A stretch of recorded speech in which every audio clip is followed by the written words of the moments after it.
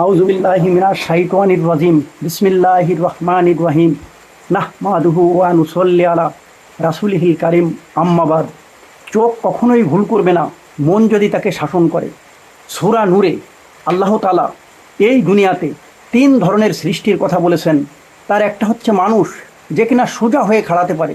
আর একটা হচ্ছে ইয়াংশিয়ালি আরবা, মানে চার পায়ে চলা প্রাণী, যারা চার পায়ের উপর ভর করে হাঁটে, যেমন কুকুর।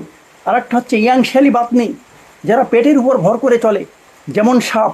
সাপ হচ্ছে সেই প্রাণী যে সবচাইতে মাটির কাছে থাকে, মাটির কাছে থাকা প্রাণী। মানুষ তার মাথা, কপাল, চোখ, নাক, মুখ, শরীর, হাত মাটি থেকে অনেক উঁচুতে থাকে। শুধুমাত্র আমাদের ক্ষেত্রে বা মানুষের ক্ষেত্রে পা মাটিতে স্পর্শ করে। ইয়াংশিয়ালি আরবা, চার পায়ে চলা প্রাণী, তারা সবসময় মাটির দিকে তাকিয়ে হাঁটে। লক্ষ্য করে দেখবেন তাদের শরীর এমনভাবে তৈরি, তারা সবসময় মাটির দিকে তাকিয়ে হাঁটে। উপরেও তাকাতে পারে না, সম্মুখেও তাকায় না, তাদের লক্ষ্য শুধু মাটির দিকে। প্রাণীকুলের মাঝে সবচেয়ে নিচু প্রাণী হচ্ছে সাপ। আল্লাহ তাআলা বলেছেন, কোনো মানুষ যদি চাইতেন তাকে মানুষের মতো মানুষ বানাতে পারতেন। লারা ফাবা হিয়া, এই শব্দটি দ্বারা তাকে অনেক উঁচু করতে পারতেন। যেভাবে মানুষকে সৃষ্টি করা হয়েছে, মানুষ যখন উপরের দিকে তাকায়, তারা তাকায় আকাশের দিকে, তাদের লক্ষ্য অনেক উঁচুতে। আমরা এমন জিনিসের আশা করি যা আসমান থেকে আসে, অন্য কোনো প্রাণীদের মতো নয় যে তাদের লক্ষ্য একমাত্রই শুধু মাটির দিকে। তারা উপরেও তাকাতে পারে না, সম্মুখেও তাকায় না, তাদের লক্ষ্য শুধু মাটির দিকে। যে প্রাণীর মুখ মাটির দিকে, সেই কি সৎ পথে চলে, সোজা পথে চলে? না সেই ব্যক্তি যে সোজা হয়ে খাড়াতে পারে। আয়াতে এটাই কোরআনের অঙ্কিত ছবি। আল্লাহ তাআলা বলেছেন, যদি আমি চাইতাম তাকে অনেক উঁচুতে অনেক উঁচুতে উঠাতাম, অন্য কথায় তাকে আমি ভালো থেকে উত্তম উত্তম আরও উৎকৃষ্টে পরিণত করতাম। আমি হয়তো দিনের অল্প কিছু জানি, এই সামান্যটুকু জানার কারণে আল্লাহ পাক আমাকে পরের স্তরে উন্নত করতে পারতেন, ওখান থেকে আরও পরের স্তরে, ওখান থেকে আরও উঁচুতে উঠাতে পারতেন। এখানে কোনো ইমাম বা আলিম, সেরা কোনো আবিদের সাথে তুলনা করা হচ্ছে না। আপনি নিজেই ক্রমান্বয়ে উন্নতির দিকে এগিয়ে যেতে পারতেন। শুধুমাত্র এই কারণে শুরু করার জন্য আল্লাহ তাআলা আপনাকে আমাকে সামান্য হলেও জ্ঞান দিয়েছেন। সেই ব্যক্তি তার দৃষ্টি ঘুরিয়ে নিল ভূমির দিকে, অর্থাৎ মাটির দিকে। আখলাদা শব্দটি খুলুক থেকে এসেছে। মজার ব্যাপারটা হচ্ছে এর আসল শব্দটি হলো ইখলাস, যা স্থায়ী বানিয়ে ফেলা, স্থায়ী হওয়া না। হাম্মা হুইলাল আর্ক, আখলাদা হুইলাল আর্ক, হাওয়া হুইলাল আর্ক। এই ব্যক্তিই যা করতে চাইতো তার সব কিছু এখন দুনিয়া কেন্দ্রিক হয়ে গেছে। ফাকানা মিনাল গোয়াবিন, ফাকানা মিনাল গোয়াবিন। এই ব্যক্তিকে কিভাবে বর্ণনা করা যায়? এই ব্যক্তিকে কিভাবে নির্ণয় করা যায়? এই ব্যক্তিকে নির্ণয় করা যায়, এই ব্যক্তিকে কিভাবে বর্ণনা করা যায়? এই ব্যক্তিকে কিভাবে চিহ্নিত করা যায়? এই ব্যক্তিকে চিহ্নিত করা যায়, এই ব্যক্তিকে নির্ণয় করা যায়। সে আল্লাহর আয়াত সম্পর্কে জানে, আল্লাহর দিন সম্পর্কে জানে, আল্লাহর সাক্ষাৎ সম্পর্কে জানে, কিয়ামতের ভয়াবহ আযাব সম্পর্কে জানে, জান্নাত জাহান্নাম সম্পর্কে জানে। তা সত্ত্বেও সে নিজেকে দূরে সরানোর কারণে সে যে একমাত্র চিন্তা করে আর যা ভালোবাসে, তার যে একমাত্র প্রধান লক্ষ্য, তার সব কিছুই এখন দুনিয়া কেন্দ্রিক হয়ে গেছে। তার যে আকাঙ্ক্ষা, টাকা, সম্পদ, খ্যাতি, লোভ, সবসময় এগুলো নিয়েই চিন্তা করে, এর বাইরে কিছু নিয়েই ভাবতে পারে না। আল্লাহ তাআলার সামনে যে কিভাবে মাথা তুলে দাঁড়াবে, এ নিয়ে তার কোনো চিন্তা নেই, তার কোনো মাথা ব্যথা নেই। আয়াতের ভাষায় এই ব্যক্তি হয়ে গেছে একটা কুকুরের মতো, এই ব্যক্তি হয়ে গেছে একটা কুকুরের মতো। হ্যাঁ, কুকুর তো একটা বিশ্বাস্ত, সে মানুষের বাড়ি গাড়ি অর্থ সম্পদ পাহারা দেয়। আল্লাহ তাআলা এখানে একটা ছন্ন ছাড়া কুকুরের কথা বলেছেন। আপনারা জানেন, কোরআনে আমরা বিভিন্ন মানুষের উদাহরণ পাই যাদেরকে আল্লাহ তাআলা কোনো প্রাণী বা জানোয়ারের সাথে তুলনা করেছেন। ফিরাউন, কারুন, নমরুদ, সাদ্দাত, যেমন বনি ইসরাইলের কওমেরা, তারা তাদের উপর বর্ণিত কিতাবের ইজ্জত দিতে পারেনি, আল্লাহ তাআলার বর্ণিত কিতাবের মর্যাদা দিতে পারেনি। এর উদাহরণ হচ্ছে সে গাধা। পূর্বেরকার জামানায় উটে গাধায় সমস্ত মালামাল বহন করে চলত, কোরআন কিতাব বহন করত।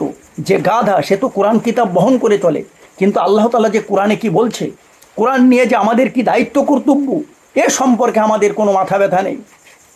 এখানে উদাহরণস্বরূপ আসছে অর্থ না জাইনে কোরআন পড়া আর সারা জীবন একটা অন্ধকার রুমে আটকে থাকা সমান কথা। বর্ণিত ব্যক্তি তার থেকেও খারাপ।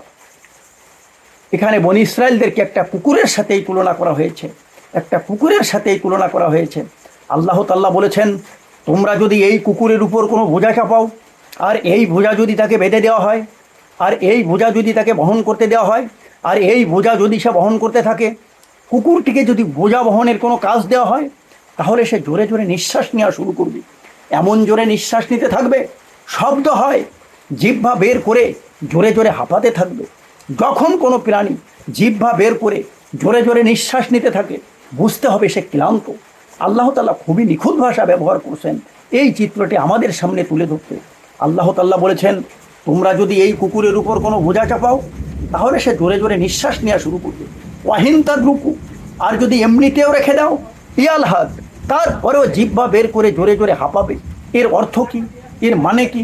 এর উদ্দেশ্য কি? এর অর্থ হচ্ছে, আমার, আপনার অথবা সেই ব্যক্তি যে আল্লাহ তাআলার পথ প্রাপ্ত, তার সম্পর্ক কি? আল্লাহ তাআলা এখানে একটা অদ্ভুত তুলনা করেছেন। গাছে থাকা বানর যতই হালাকার লাফাক, বনের রাজা কিন্তু সিংহ। ডালে থাকা বানর যতই ভিক্ষেক আর নিক্ষেক, বনের রাজা কিন্তু সিংহ। লক্ষ্য করে দেখবেন, ওই যে ডালে থাকা বানর, ও মানুষের ভালো কিছু দেখলেও ভিক্ষায়, খারাপ কিছু দেখলেও নিক্ষায়। মানুষের ভালো সাইড দেখলেও ব্যবসায়, খারাপ সাইড দেখলেও নিক্ষায়। ওর স্বভাব হচ্ছে ভিক্ষেন আর নিক্ষেন, এর বাইরা ওর ভিতরে ভালো তেমন কোনো গুণগত মান নেই। মানুষের মধ্যে এক প্রকার বানর মার্কা মানুষ আছে, ও মানুষের ভালোও দেখতে পারে না, খারাপও দেখতে পারে না। মানুষের ভালো দেখলেও ব্যবসায়, খারাপ কিছু দেখলেও নিক্ষায়। ওর স্বভাব হচ্ছে ভিক্ষেন আর নিক্ষেন। এই বানর মার্কা মানুষগুলোকে কিভাবে নির্ণয় করা যায়? এদেরকে কিভাবে চিহ্নিত করা যায়? এদেরকে চিহ্নিত করা যায়, কারো কোনো দোষের কথা জানা নেই, কৌশলে জেনে নেয়। কারো কোনো দোষ জানা আছে, অন্যের কাছে প্রকাশ করে দেয়। এদেরকে ভালোর দিকে আনতে গেলে, ভালোর দিকে বুঝাইতে গেলে ছাগলের মতো রিয়াকশন করে, উল্টো ভূগোল হড়াই দেয়। এদের কাছে দুটো টাকা হলে, কিছু শিখতে পারলে বরদস্ত করে না, মানুষকে মানুষ পরোয়া করে না, যে কোনো মুহূর্তে সভ্যতাকে ধ্বংস করে দিতে পারে। এই বানর মার্কা মানুষগুলো রাসূল সাল্লাল্লাহু আলাইহি সাল্লামের বিরুদ্ধে ছিল, আপনার আমার পিছেও আছে। মোট কথা অতীতে ছিল, বর্তমানে আছে, ভবিষ্যতেও থাকবে। আল্লাহ তাআলা আর একটা অদ্ভুত তুলনা করেছেন। একটা কুকুর অনেক কাজ করলেও হাঁপায়, আবার না করলেও হাঁপায়। অনেক তাড়াহুড়া দৌড়দৌড়ি করলেও হাঁপায়, আবার না করলেও হাঁপায়। এই যে হাঁপানো ব্যাপারটি অন্য কোনো সৃষ্টির জন্য স্বাভাবিক কোনো ব্যাপার নয়। কোনো প্রাণী হোক বা মানুষ হোক, কখনোই হাঁপায় না যদি সে স্বাভাবিক প্রক্রিয়ায় ব্যাহত হয়। সে যদি সুস্থ শান্তভাবে ধীর স্থিরভাবে নর্মাল গতিতে চলাচল করে, কখনো সিরিয়াস না হয়, তো হাঁপায় না। কখন হাঁপায়? উত্তেজিত হলে, ক্লান্ত হলে, বিরক্ত হলে, পিপাসা পেলে। এটা এমন কারো চিত্র যে অপূর্ণ, অতৃপ্ত। এই যে কোরআনে হামদ শব্দটি, এ নিয়ে বিশুদ্ধভাবে আলোচনা করা হয়েছে। এর অর্থ হচ্ছে কারো উপর বোঝা চাপানো। কোরআনে ওহী নাজিল ক্ষেত্রে ব্যবহার করা হয়েছে। আয়াতের ভাষায় এই ব্যক্তি হয়ে গেছে একটা কুকুরের মতো, এই ব্যক্তি হয়ে গেছে একটা কুকুরের মতো। সে ধর্ম সম্পর্কে শুনলেই বিরক্ত হয়। বারাকাল্লাহু লি ওয়া লাকুম। আসসালামু আলাইকুম ওয়া রাহমাতুল্লাহি ওয়া বারাকাতুহু।